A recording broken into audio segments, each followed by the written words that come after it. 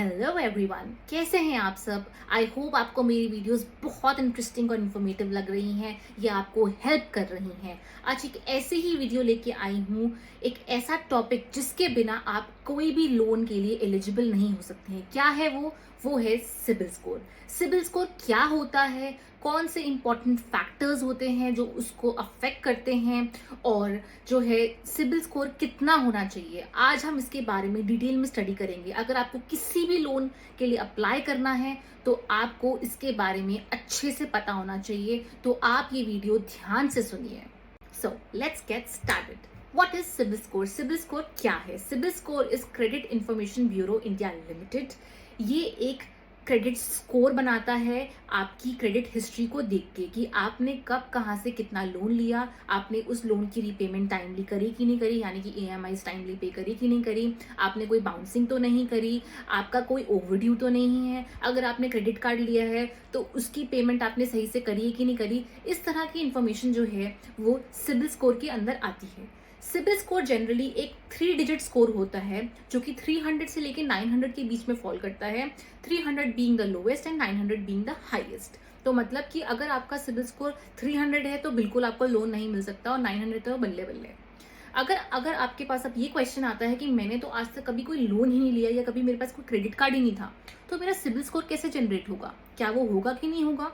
तो यस, आपने अगर कभी लोन नहीं लिया है या क्रेडिट कार्ड नहीं लिया है तो आपका सिबिल स्कोर या तो 0 होगा या तो -1 होगा, और आपको या तो क्रेडिट कार्ड लेना पड़ेगा या तो आपको एक छोटा मोटा लोन लेना पड़ेगा in order to build the credit score. Okay, अब हम बात करते हैं कि सिबिल स्कोर आया कहाँ से है पिक्चर में, ये कौन जनरेट करता है। सिबिल स्कोर जो है ट्रांस यूनियन सिबिल लिमिटेड ये जनरेट करती है। बेसिकली एक गवर्नमेंट ऑर्गेनाइजेशन नहीं है, एक थर्ड पार्टी ऑर्गेनाइजेशन है जो कि कंज्यूमर इंफॉर्मेशन जो है कलेक्ट करती है, उसका रिकॉर्ड मेंटेन करती है, और जो है सिबिल स्कोर की रिपोर्ट जनरेट करके बैंक्स को प्रोवाइड करती है। ये जो कंपनी है ये इंडिया की ही बेस्ड कंपनी है और इंडियन कंज्यूमर्स का डाटा इनके पास होता है। तो अब हम बात करते हैं कि बैंक्स को क्या फायदा होता है सिबिल स्कोर से।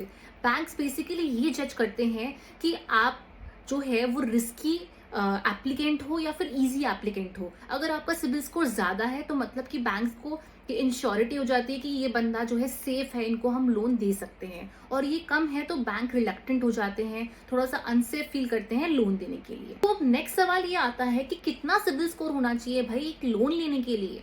तो अगर आप एक अनसिक्योर्ड लोन लेते हैं तो उसके लिए आपको मिनिमम 750 सिबिल स्कोर तो चाहिए। एक अनसिक्योर्ड लोन क्या होता है? अनसिक्योर्ड लोन बेसिकली वो लोन होता है जिसको आप लेने के लिए कुछ भी गिरवी नहीं रखते हैं। फॉर एग्जाम्पल एक पर्सनल लोन के लिए आप कोई गाड़ी, कोई गोल्ड, कोई प्रॉपर्टी को गिरवी नहीं रख रहे हैं, तो वो एक अनसिक्योर्ड लोन हो गया। आप एक सिक्योर्ड लोन लेते हैं, जैसे कि वो अगर गाड़ी के अगेंस्ट सिक्योर्ड है या किसी प्रॉपर्टी के अगेंस्ट सिक्योर है या गोल्ड के अगेंस्ट सिक्योर्ड है, यानी कि ये सब आइटम्स जो हैं वो आपने गिरवी रखी हुई है बैंक के सामने, तो आपको मिनिमम 650 सिबिल स्कोर की रिक्वायरमेंट तो होगी लोन लेने के लिए। हम बात करते हैं what are the factors affecting CIBIL score. CIBIL score को कौन कौन सी चीजें अफेक्ट करती हैं। पहली चीज है आपकी रीपेमेंट हिस्ट्री। इसके अंदर आप अपने आप से ये सब सवाल पूछ सकते हैं कि अगर आपने कोई लोन लिया तो आपने उसकी ईएमआई टाइमली पे करी कि नहीं की।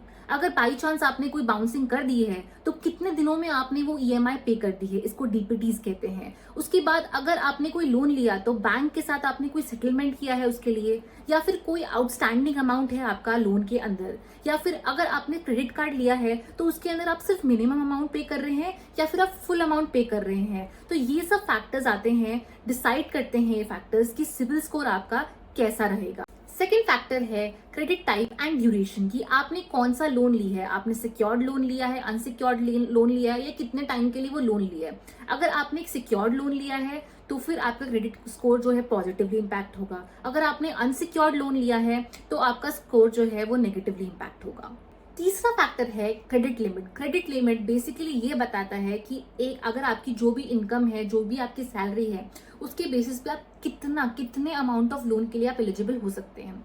फॉर एग्जाम्पल आपने क्रेडिट कार्ड लिया 1 लाख रुपए का और आप उसको हमेशा 80,000 90,000 के लिए यूटिलाइज कर रहे हैं, तो ये आपके सिबिल स्कोर को नेगेटिवली इंपैक्ट करेगा। कहने का मतलब ये है कि आपकी जितनी भी क्रेडिट लिमिट है जो बैंक अपने तरीके से कैलकुलेट करते हैं depending upon your salary, your income.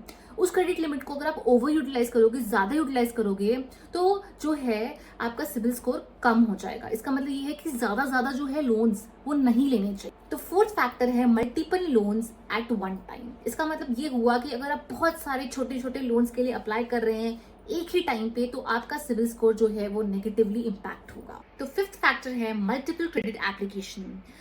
इसके अंदर बेसिकली अगर आप एक लोन के लिए अप्लाई कर रहे हैं और आपने 5-6 बैंक्स के अंदर अपनी जो है एप्लीकेशन प्रोसेस स्टार्ट कर दिया है, तो हर बैंक जो है वो सिबिल स्कोर में इंक्वायरी करेगा, सिबिल रिपोर्ट के लिए सिबिल रिपोर्ट जनरेट करवाएगा।